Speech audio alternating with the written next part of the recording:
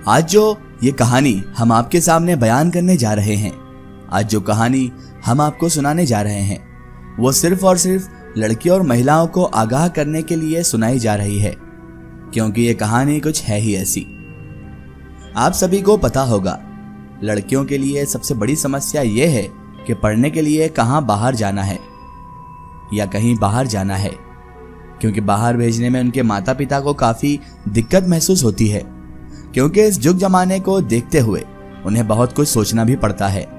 इस कारण कुछ लड़कियां घर पर रहकर ही अपनी पढ़ाई पूरी करती हैं और घर का सारा कामकाज भी देखती हैं, पर कुछ लड़कियां बाहर जाकर पढ़ती हैं। कुछ ऐसी ही एक कहानी है जिसे मैं आपको आज सुनाने जा रहा हूं। सेजल गांव में रहने वाली एक लड़की थी। वो शुरू से ही सरकारी नौकरी करना चाहती थी, पर उसकी पढ़ाई के लिए उसके पास उतने पैसे भी नहीं थे जिससे वो शहर जाकर उसकी तैयारी करती। पर उसके पिता ने अपने खेत के आधे हिस्से को बेच दिया, जिससे उनका घर का भरण पोषण होता था। उसी पैसे को लेकर सेजल शहर में अपनी पढ़ाई पूरी करने के लिए आ गई। सेजल के ऊपर बहुत जिम्मेदारी थी, क्योंकि अब उसके पिता ने इतना बड़ा कदम उठाया था सिर्फ और सिर्फ उसकी पढ़ाई के लिए। सेजल को अब किसी भी हालत में सरकारी नौकरी पाना ही थी, क्योंकि उसके पिताजी ने उनके घर का भरण पोषण जिस चीज से होता था, जिस जमीन से होता था, उस जमीन का आधा हिस्सा बेच दिया था, और वो भी किसके लिए? सेजल की पढ़ाई के लिए ही। अब सेजल के ऊपर बहुत सारी जिम्मेदारी और बहुत अच्छा खासा प्रेशर भी था, क्योंकि उसे ही अब उसके घर की नैया तिरवाना थी। सेजल के लिए अभी शहर बहुत ही नया था, क्योंकि नए शहर में नया कदम रखा था, इसलिए वो बहुत घबराई हुई भी थी। वहां सेजल को रहने के लिए किराए पर रूम बहुत ही महंगा मिल रहा था। सेजल को लगा कि सारे पैसे इसी चीज में खर्च कर दूंगी तो आगे का काम कैसे चलेगा, और अगर खाना पीना होगा या किसी चीज या बुक्स ही खरीदना हुई तो मैं कैसे खरीदूंगी, और अभी पूरे महीने इसी से काम चलाना है। पर तभी वहां एक औरत और एक लड़की आ जाती है और सेजल को वो कमरा सस्ते दाम में दिला देती है। सेजल उस लड़की से बातचीत करती है और उसका नाम पूछती है, तो वो लड़की अपना नाम सपना बताती है। सपना कहती है कि आज से मैं भी तुम्हारे साथ रहूंगी, तुम्हें जो भी दिक्कत होगी मुझे कहना, आज से हम दोनों साथ में ही रहेंगे। और सेजल भी रहने के लिए तैयार हो जाती है। महीने का जो भी किराया आता था उससे सेजल और सपना मिलकर दे दिया करते थे, यानी कि आधा आधा दोनों किराया दे दिया करते थे, जिससे किसी एक पर भी भार नहीं आता था और सेजल पर भी भार और भी कम हो गया था। अब सेजल वहां पर पढ़ने के लिए कोचिंग भी पकड़ ली थी।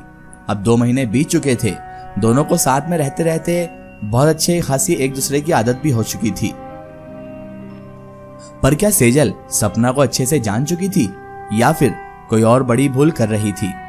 अचानक एक दिन सेजल की तबीयत खराब हो गई और वो उस दिन कोचिंग भी नहीं गई। अब रात हो चुकी थी।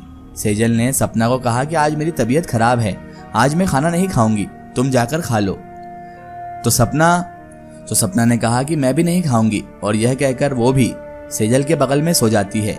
आधी रात बीत चुकी थी, तभी अचानक सेजल की नींद खुली। जैसे ही उसने अपने बेड पर हाथ रखा तो वहां पर कोई भी नहीं था। सेजल चौंक गई। उसने अंधेरे में अपनी टॉर्च ढूंढने की कोशिश की। जैसे ही उसे टॉर्च मिली, तुरंत सेजल ने बेड पर देखा तो वहां पर कोई भी मौजूद नहीं था, यानी कि उसकी रूममेट सपना वहां पर थी ही नहीं। सपना वहां नहीं थी तो आखिर गई कहां थी? सेजल कमरे में अच्छे से देख लिया और उसके बाद सपना कहीं नहीं उसे दिख रही थी। सेजल को डर लगने लगा। उसे लगा आखिर इतनी रात में सपना कहां जा सकती है, वो भी मुझे बिना बताए। तभी सेजल को रसोई घर से कुछ आवाज सुनाई दी। जैसे ही उसे वो आवाज सुनाई दी वो डर गई थी, लेकिन देखना भी जरूरी था कि आखिर रसोई घर में है कौन। तो सेजल धीरे धीरे रसोई घर की ओर बढ़ने लगी। अंधेरे में जैसे ही सेजल ने टॉर्च को जलाया, उसे एक औरत फांसी पर लटकी हुई दिखाई दी। सेजल जोर से चिल्लाई और बेहोश हो गई। सुबह जब हुई तो किराए पर रहने वालों ने कुछ आवाज सुनाई, जिससे उन्हें शक हुआ और उन्होंने सेजल के कमरे में जाकर बेहोश हो चुकी सेजल को बाहर ले आए। उन्होंने सेजल के परिवार वालों को यह सूचना दी और तब तक सेजल को अस्पताल में भर्ती करा दिया गया था। पूरे 6 घंटे हो चुके थे, पर सेजल अभी तक बेहोश थी। अब सेजल के परिवार वाले भी आ चुके थे, उसके माता पिता। उन्होंने सेजल को जगाने की कोशिश की, पर सेजल बेहोश हो चुकी थी और वो होश में ही नहीं आ रही थी।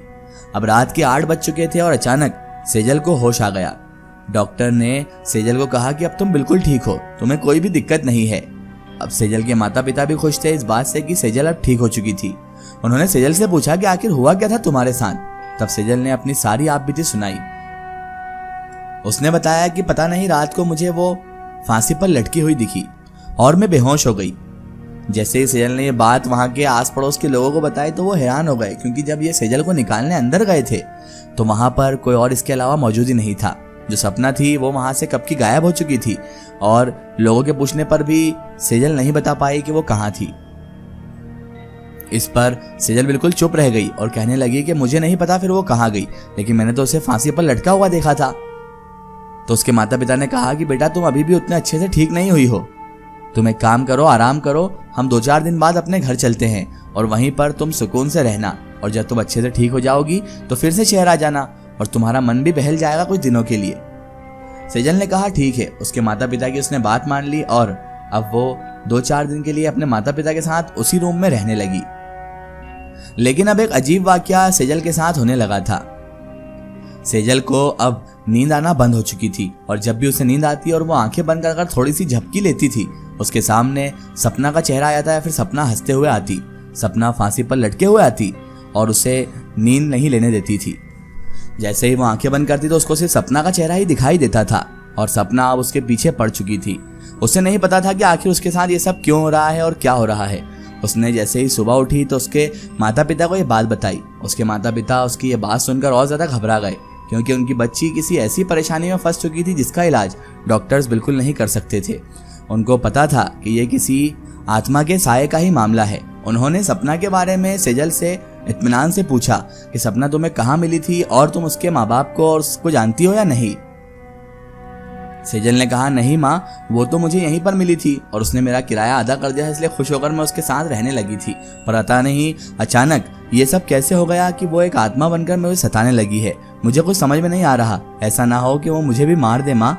उसके माता पिता उसकी बात सुनकर उसे चिल्लाने लगते हैं और कहते हैं कि ऐसा कुछ नहीं होगा, ये तुम्हारे दिमाग का वहम है और हो सकता है कि वो लड़की कहीं चले गई हो, जरूरी थोड़ी ना है कि वो आत्मा ही हो।